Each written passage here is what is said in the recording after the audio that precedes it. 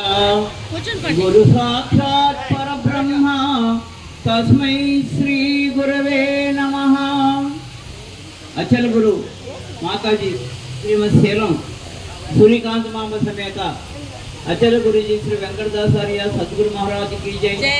सद्गुण प्रकाशांब श्रीमती सेलम विजयलक्ष्मी समेत श्री गुरुकर्णानंद कालिदासार्य सद्गुरु महाराज की जय। ఈ రోజు పూజలు అందుకున్నటువంటి గురుకర్ణానంద తస్వయ్యార్య సద్గురు మహారాజ్కి చాలా సంతోషం। మరి ఆదినారాయణ దంపతులు ఎన్నో శ్రమలు కోర్చి ఖరగ్పూర్ నుంచి ఇక్కడ ఉన్నటువంటి గ్రామాలన్నీ వచ్చి వారి యొక్క శాఖాపరంగా ఉన్నటువంటి శిష్య ప్రశిష్యులందరినీ కూడా ఉత్తేజపరచడానికి ఆయన పడుతున్నటువంటి శ్రమ ప్రత్యక్షంగా చూడడం అయ్యింది। మరి ఇక్కడ ప్రతి సంవత్సరము కూడా ఎవరు మాట్లాడకూడదు, ఇక్కడ ప్రతి సంవత్సరము కూడా ఉదయాన్నే నగర సంకీర్తన చేసి నగర సంకీర్తన పూర్తి చేసేటప్పటికి 10-10:30 అవుతుంటే వచ్చిన తర్వాత జెండా వందనం చేసి ఇక్కడ పూజా కార్యక్రమం చేసేటప్పటికి 12 అవుతుంటే 12:30కి భోజనాలు చేసిన తర్వాత అందరూ ఎవరెళ్ళకాలు సర్దుకుని వెళ్ళిపోతున్నారు। దీనివల్ల ఇక్కడికి వచ్చినటువంటి పెద్దల యొక్క ఉపన్యాసాలు అందరూ కూడా స్వీకరించలేకపోతున్నారని ఆలోచించి ఆదినారాయణ గారు ఈ సంవత్సరం రాత్రే 4 గంటలు నగర సంకీర్తన చేసి జెండా వందనం అయిన తర్వాత రెస్ట్ ఇచ్చి ఈరోజు ఉదయం పూజా కార్యక్రమం 11 గంటలకు 10:15 కంప్లీట్ చేసుకొని పూర్తి చేసుకొని ఒక 2 గంటలన్నా పెద్దల యొక్క వాక్యాలు వింటే బాగుంటుంది అని ఆయన తలంపు చేసి మనందరికీ కూడా ఆ గురుప్రసాదాన్ని పంచిచ్చారు। కాబట్టి శ్రమ అనుకోకుండా మీకు ఫ్యాన్లు కూడా వేశారు కాబట్టి చక్కగా 4 విషయాలు గురువులు ఏం చెప్తున్నారు ఇదే సరైనటువంటి సమయం। మళ్ళీ రేపు పొద్దున్న వచ్చి మీరు ₹1 కోటి పట్టుకుని వచ్చి ఇక్కడ కూర్చొని బోధ చెప్పమన్నా మీకు ఎవరు కనిపించరు, చక్కగా ఆలకించవలసిందిగా కోరుచున్నాము। మరి నాయన గారు కూడా చెప్పారు ఏంటంటే గ్రామంలో చాలామందికి ఈ సాంప్రదాయం అంటే ఏంటో తెలియడానికే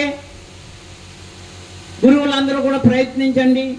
పరిపూర్ణ బోధన చెప్పడానికి మన గురువులకు ఆల్రెడీ తెలుసు, గ్రామస్తులను దృష్టిలో పెట్టుకొని రేపొద్దున్న మనల్ని ఆదరించాలి కాబట్టి వారికి అర్థమయ్యేలా చెప్పమన్నారు। అయితే ఇక్కడ గురువులందరూ కూడా పరిపూర్ణ బోధ వరకు వెళ్లకుండా గ్రామస్తులకు అర్థమయ్యే రీతిలో మన సాంప్రదాయం ఏంటి, మతాల వారి సాంప్రదాయం ఏంటి అర్థమయ్యేలా చెప్తారని ఆశిస్తున్నాను। మరి మతాల వారి సాంప్రదాయం ఏంటంటే మనం కూడా ఈ సాంప్రదాయంలోకి రాకముందు గురుపాదం పట్టకముందు బ్రహ్మ విష్ణు మహేశ్వరుడు విఘ్నేశ్వరుడు రాముడు కృష్ణుడు వెంకటేశ్వర స్వామి ఇలాగ ఎంతోమంది దేవుళ్ళు మన కోరికలు తీరుస్తారని మనకి భౌభాగ్యాలు కల్పిస్తారని మన పిల్లలకి మంచి భవిష్యత్తు ఇస్తారని మనందరం కూడా ఒకప్పుడు గుడులకు వెళ్ళి గోపురాలకు వెళ్ళి ఆ విగ్రహాలకి పూజారాధన చేసిన వాళ్ళమే మనందరం కూడా। అయితే మన పూర్వజన్మ సుకృతం వల్ల గత జన్మలో మనం చేసుకున్నటువంటి గురు కృప వల్ల మనకి ఏమర్థమైందనంటే ఈ గుడులు గోపురాలు తిరుపతి శ్రీశైలం కాళహస్తి ఇట్లాగ మనం దేశంలో ఎన్ని ఎన్ని గుడులకి వెళ్ళినా ఎక్కడికి వెళ్ళినా ఆ గుడిలో ఉన్న విగ్రహాలు మనతో మాట్లాడవని మనం పెట్టింది కూడా తినవని మరి ఇలాగే మనం జీవితాంతము పూజలు చేసుకుంటూ పోతే ఎప్పటికీ మనకి నిజమైన దేవుడు అంటే ఏమిటో తెలియడని మరల పుడతామని అర్థమయ్యింది। ఎక్కడో ఎవరి ద్వారానో బంధువుల ద్వారానో కొంతమంది గురుభక్తుల ద్వారానో అచల సాంప్రదాయం అనేది ఒకటి ఉందట। అది దక్షిణామూర్తి నారాయణుడు విష్ణువు సూర్యుడు యాజ్ఞవల్కి జనక మహర్షి శుకుడు సాందీపులు శ్రీకృష్ణుడు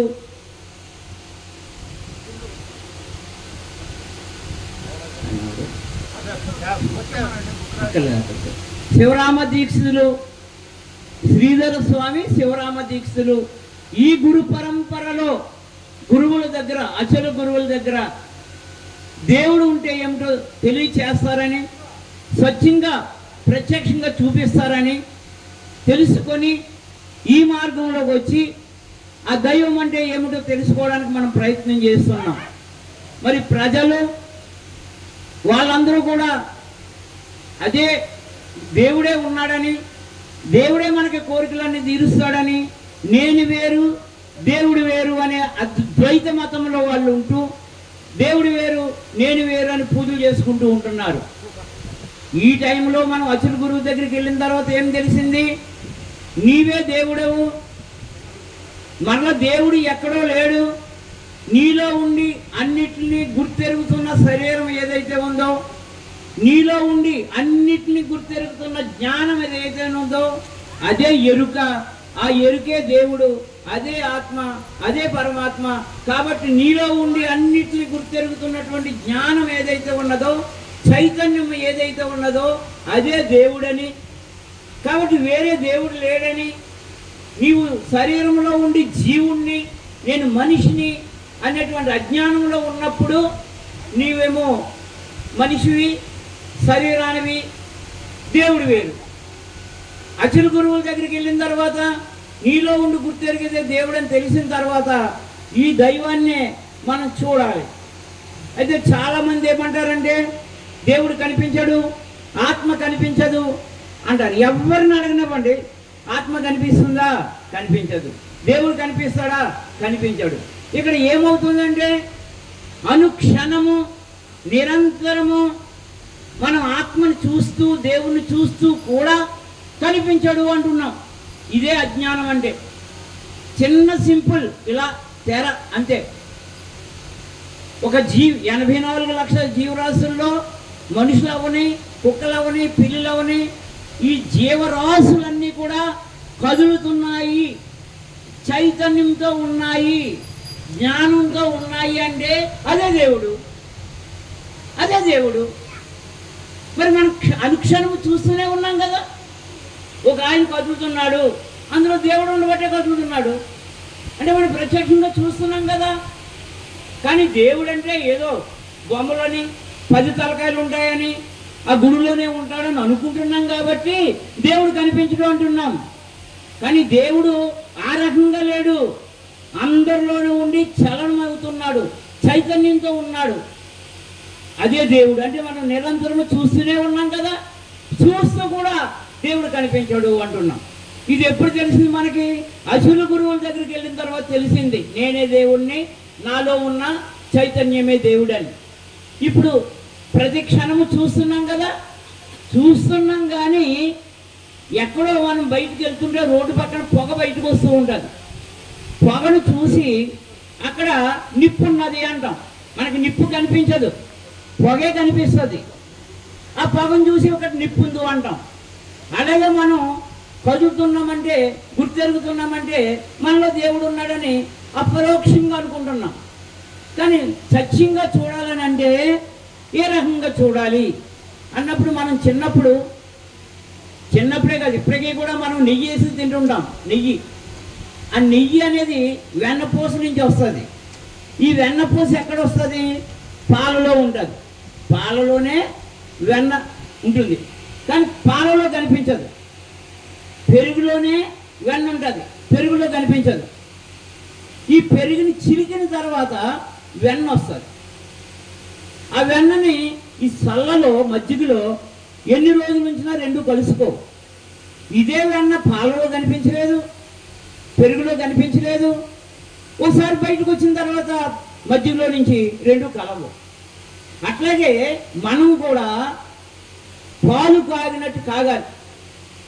అంటే ఇక్కడ పాలలో కనిపించకుండా ఉన్నటువంటి వెన్న ఎంత కష్టపడితే బయటకు వచ్చిందో అట్లాగే మనందరిలోనూ, సమస్త సృష్టిలోనూ 84 లక్షల జీవరాశుల్లోనూ కనిపించకుండా ఉన్నటువంటి దేవుడు ఎలా కనిపిస్తాడంటే మనం పాలు తాగినట్టు తాగాలి. పాలునంటే ఒక పాత్రలో పెట్టి పొయ్యి మీద పెట్టి కాసేస్తాం. మరి మనం ఎలా కాగాలి? మనం కాగడం అంటే ఏంటంటే ఒక సద్గురువు దగ్గరికి చేరి, నిజ గురువు దగ్గరికి చేరి, నేను ఎవరిని నాయన, నేను ఎవరిని, నేను ఎందుకు ఈ శరీరంలోకి వచ్చాను, దేవుడు ఎవరు, మరి నేను పుట్టిన తర్వాత నా తల్లిదండ్రులు ఎవరు, నా అత్తమామలు ఎవరు, నా భార్య ఎవరు, నా పిల్లలు ఎవరు, ఎందుకు వీళ్ళందరూ పుడుతున్నారు, మరి కష్టము సుఖము వస్తుంది. ప్రతి మనిషికి కష్టం ఉంది, ప్రతి మనిషికి సుఖం ఉన్నది. ఈ కష్ట సుఖాలు ఏంటి? ఈ మనములు ఎవరు? తీరా ఒక 80 సంవత్సరాలు బ్రతికిన తర్వాత నేను నేను నాది నాది అనేటువంటి భ్రమతోటి శరీరాన్ని వదిలేస్తున్నాం. ఇది చచ్చిపోయేది ఏది? చావనిది ఏది? చనిపోయాక మనం అందరం ఏమవుతాం? ఇలాంటి బ్రహ్మ విద్యనంతటినీ గురువుకి 4 శుశ్రూషలు చేసి గురువు దగ్గర తెలుసుకోవడమే పాలు కాగడం. ఈ పాలు గోరువెచ్చగా ఉన్నప్పుడు తోడెయ్యాలి, వేడిగా ఉంటే తోడేసుకుంటే తోడదు. మనందరం ఇప్పుడు గోరువెచ్చగా కూర్చున్నాం కాబట్టి ఇప్పుడు మనం తోడేసుకుంటున్నాం. అలాగే అక్కడ పాలలో గోరువెచ్చగా అయిన తర్వాత తోడేస్తే అది పెరుగు అవుతుంది. పెరుగులో కూడా వెన్న కనిపించదు, పెరుగుని చిలికితే వెన్న వస్తుంది. కాబట్టి మనము గురుమంత్రం తీసుకుని గురువు దగ్గర జ్ఞానానంతని నేర్చుకున్న తర్వాత ఈ ఇంద్రియాలు సాధన సంపత్తి పరులు అవ్వాలి. మన బాహ్యేంద్రియాలు, మన అంతరేంద్రియాలు, మన మనసు, చిత్తము, అహంకారము నిరంతరము బయట ప్రపంచాన్ని చూస్తూ ఉంటుంది. ఈ బయట ప్రపంచాన్ని చూడడం వల్ల నీ యొక్క ఆత్మస్వరూపం నీకు దర్శనం అవ్వడం లేదు. అందుకని నీవేం చేయాలి? గురువు దగ్గర మంత్రం తీసుకుని తెల్లవారుజామున ఒక అరగంటలో ఎంతో జపం చేసి నీ ఇంద్రియాలు తాబేల్ని ఎలా కొట్టడానికి వస్తే ఇంద్రియాలని లోగా రాగేసుకుంటుందో అట్లాగా నీ చిత్తాన్ని, నీ అహంకారాన్ని, నీ మనసుని నీలో బంధించి నీవు అవయవాలన్నీ మూసుకొని బయటికి చలనం లేకుండా మౌనంగా జపం చేసినప్పుడు నీలో ఉన్నటువంటి మనసు నిర్మలమయ్యి అదిగో ఆ పెరుగులో నుంచి చిలికితే వెన్న బయటికి ఎలా వస్తుందో అట్లాగే నీలో ఉన్నటువంటి ఆత్మస్వరూపం నీకు దర్శనం అవుతుంది.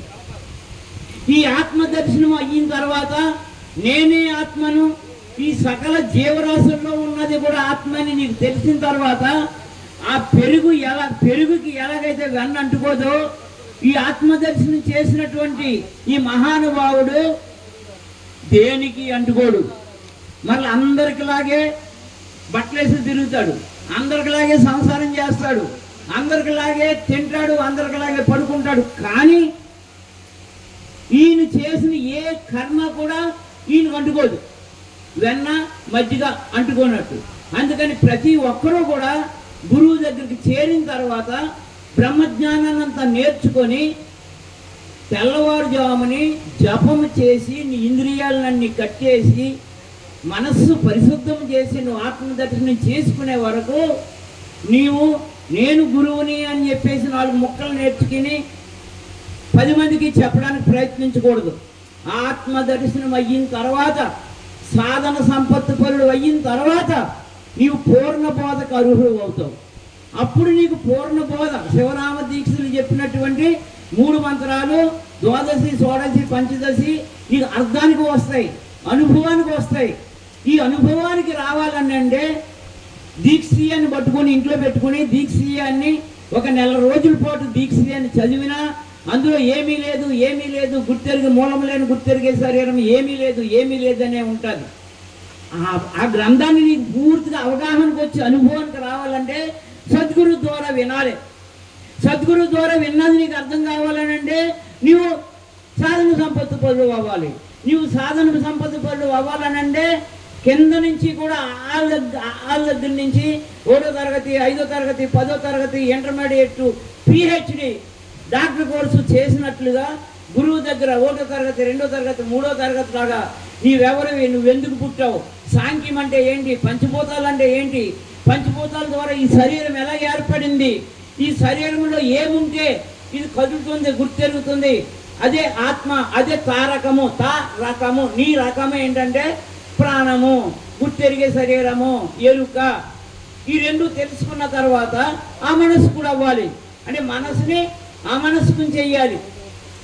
అంటే దేన్ని అంటించుకోని స్థితికి వెళ్ళాలి. ఈ రకంగా గురువు ద్వారా నీవు అట్లా ఏ రకంగా 1వ తరగతి 10వ తరగతి ఇంటర్మీడియట్ అలాగా విద్య నేర్చుకుంటూ నీవు మరలా సాధనలు చేస్తూ ముద్రలు పడుతూ నీ స్వస్వరూప దర్శనం అయిన తర్వాత అప్పుడు అర్థమవుతుంది మీకు.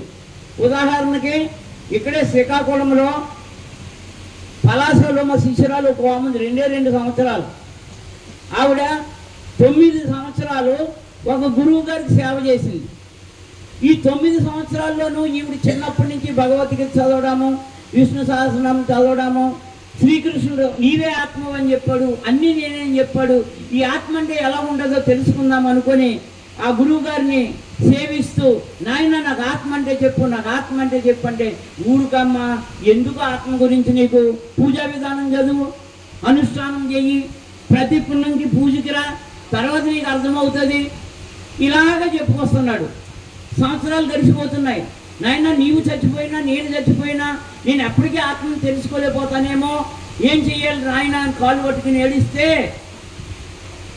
ఈ చేతులు ఇలాగ ఏళ్ళు పెట్టుకుని చూడమ్మా కనిపిస్తుంది అంటే ఏం కనిపిస్తుంది అనుభవం లేకుండా. 9 సంవత్సరాలు అయింది, ఈ లోపల గురువుగారు చనిపోయారు. మరి ఈ పరిస్థితి ఏంటి? ఏడుస్తుంది, సమాధి మీద పడి తల కొట్టుకుని ఏడుస్తుంది. నేను ఇప్పుడు ఏం చెయ్యాలి? రామకృష్ణుల మఠంలోకి వెళ్ళిపోవాలా, బ్రహ్మకుమారిలోకి వెళ్ళిపోవాలా, లేకపోతే ప్రాణం తీసేసుకోవాలా అని ఏడ్చుకుని తల కొట్టుకుని సమాధి మీద ఇలాగ పూజలోకి వెళ్ళి ఇలా కూర్చునేటప్పటికి ఒక ఆవిడ నన్ను అమరించిందాము. ఎప్పుడో ఒకసారి వచ్చారమ్మా ఇక్కడికి గురువు గారు మోహన్ రావు గారు అని. పిల్లల్లాగా ఉంటాడు, పెద్దల్లాగా ఉంటాడు. ఆయన పద్ధతే వేరు. ఆయన ఫోన్ నెంబర్ ఇస్తాను నీకు అని అంటే మహానందంగా ఫోన్ నెంబర్ తీసుకుని ఆ సభలో నుంచే ఫోన్ చేసింది. నాకు సాయంత్రం ఫోన్ చేయమ్మా అన్న, రాత్రి ఫోన్ చేసింది. ఆ రోజు నుంచి 3 నెలలు రాత్రి 10 గంటలకు ఫోన్ చేస్తే తెల్లారి 3 అయిపోయింది మా ఇద్దరు మాట్లాడుకునేటప్పటికి. ఇంత బోధన ఆవిడ గ్రహించి మళ్ళీ తెల్లవారుజామున మంత్రం చేసుకుంటే ఈ మూలం లేని గుర్తెరిగే శరీరం ఏమీ లేదు, కళలో తోచిన శరీరాలు లాంటివమ్మా, ఇవన్నీ పుట్టనే లేదు, కళలో శరీరాలు లాంటివి అని చెప్తే ఆవిడకి అర్థం కాక ఏంటో గురువు గారు చెప్తున్నారు నాకు ఏం అర్థం కావడం లేదని బుర్ర కొట్టుకొని ఆ గురువు గారు అలా చేశారు, ఈ గురువు గారు ఏం చేస్తారో ఏంటో అని. అయితే గురువు గారు చెప్పినట్లుగా నేను తెల్లవారుజామున జపం చేద్దామని జపం చేస్తూ ముద్రలు పడుతూ ఆత్మదర్శనం చేసిన తర్వాత ఆవిడకే ఒక ఆలోచన వచ్చింది. నాయన నాకు ఒక ఆలోచన వచ్చింది, నీకు చెప్తా. మీరు కళలో తోచిన శరీరాలు అన్నప్పుడు నాకు బుర్ర పిచ్చెక్కే. ఇప్పుడు నాకు ఏం ఆలోచన వచ్చిందంటే ఉదయం లేచి సాయంత్రం వరకు నేను చేసిన కార్యక్రమాలు, వ్యవహారాలు, వ్యాపారము అంతా రేపు ఉదయానికి కళ. రేపు ఉదయం లేచి సాయంత్రం వరకు చేసిన వ్యవహారాలన్నీ కూడా ఎల్లుండి ఉదయానికి కళ. ఈ రకంగా నేను 70 సంవత్సరాలు 80 సంవత్సరాలు బ్రతికి చేసిందంతా కూడా ఈ తనువులో నుంచి నేననే దగ్గర పోతే కళ.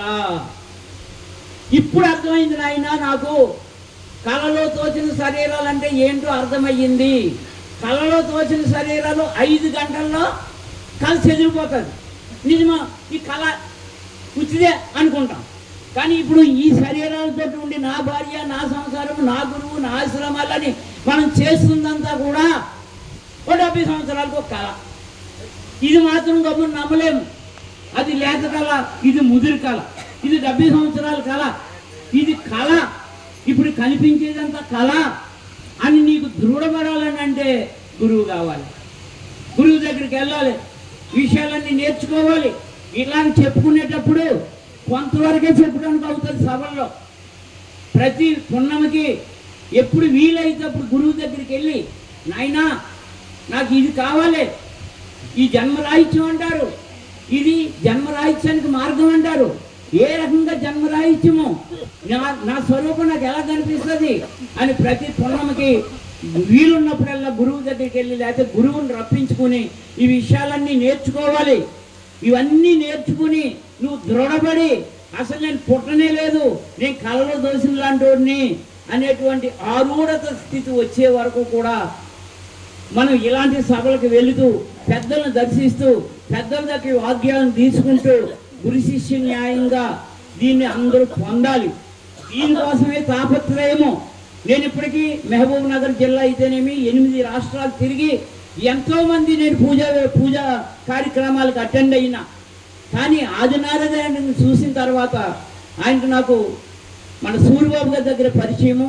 ఈ సంవత్సరం బాగా ఆత్మీయంగా అల్లుకున్నాం. మీ ఇద్దరం కూడా ఒకటే ఆత్మగా అర్థం చేసుకున్న తర్వాత నాయన గారి చేసేటువంటి కార్యక్రమాలు, ఈ సూరిబాబు వీళ్ళ శాఖలో చేసేటువంటి కార్యక్రమాలు, ఆ క్రమశిక్షణ, ఆ గురువులను గౌరవించడాలు, శిష్యులను రాబట్టడాలు, ఆ చేసే సేవ ఆయన నేను ఇంతవరకు 25 సంవత్సరాల నుంచి తిరుగుతున్నా. నేను ఎక్కడ చూడలే, ఎక్కడన్నా చూసానేమో కానీ ఇంత పెర్ఫెక్ట్గా 100% చేసేవాళ్ళని చూడలేదు నేను. అందుకే నాకు చాలా ఆనందంగా ఉంటుంది ఆయన చూస్తే. కాబట్టి మీరందరూ కూడా నాయన చేసేటువంటి యజ్ఞంలో పాల్గొని మీరు మరలా జనన మరణ భ్రాంతిరహితం అవ్వాలి. జన్మరహితం కాదు, మన జన్మరహితం కాదు. ఎందుకంటే పుట్టినోడికి జన్మరహితం. శివరామ దీక్షాలను మనం పుట్టనే లేదన్నాడు, మీరు కళ్ళలో దోషులు లాంటి వాళ్ళు అన్నారు. కాబట్టి జనన మరి పుడుతున్నాను సస్తున్నాననే భ్రాంతి రహితానికి బోధ కానీ జన్మరహితానికి కాదు. మరి ఎట్లాగానంటే గురువులను చేరాలి. ఇంకొక చిన్న విషయం, జన్మరహితం అని అంటే కొన్ని జన్మే ఇస్తామని అనుకున్నప్పుడు జన్మ ఎలా రహితం అవుతుంది? జన్మ ఎందుకు వచ్చింది? కర్మ వల్ల జన్మ వచ్చింది. కర్మ చేయడం మానే జన్మ రాదు. నువ్వు పాపమో పుణ్యమో చేస్తే జన్మ వస్తుంది. నువ్వు ఈ పాపము చేయకు పుణ్యం చేయకు నీకు జన్మ రాదు. మరి పాపము చేయకపోతే పుణ్యం చేయకపోతే వ్యవహారం చేయకపోతే మన పిల్లలకి తిండి ఎక్కడ వస్తుంది? మన భార్యకి తిండి వస్తుందా? మన వ్యవసాయాలు ఎవరు చేస్తారు? మన ఉద్యోగాలు ఎవరు చేస్తారు? కాబట్టి ఈ శరీరం ఉన్నంత వరకు నువ్వు ఏ కర్మ చేసినా నాదేమీ లేదు అంతా గురువుది, నాదేమీ లేదు అంతా గురువుది అనే శరణాగతి భావనలో నువ్వు కర్మ చేసినప్పుడు ఆ కర్మ ఫలితాలు మీకు రావు. మరలా మనం జన్మకు రాము. జన్మరహితం అనుకుంటే ఇలాగ వస్తుంది. జనన మరణ భ్రాంతి రహితం అయితే భ్రాంతినేమో గురువు ద్వారా తొలగించుకుంటారని, ఈ అవకాశాన్ని చక్కగా వినియోగించుకుంటారని మీ అందరికీ మనవి చేస్తూ, ఈ అవకాశం ఇచ్చిన ఆదినారాయణ గారికి, ఇక్కడ కూర్చున్న పెద్దలందరికీ కూడా నా ద్వాదశ నమస్కారాలు అర్పిస్తూ విరమిస్తున్నా. జై సద్గురునాథ్ మహారాజుకి. ఇప్పుడు కొప్పనాథి ఉపాధ్యక్ష స్థానంలో ఉన్నటువంటి నిత్యానంద కొప్పనాథి బాలకృష్ణ వారు మాట్లాడవలసిందిగా కోరుతున్నాను.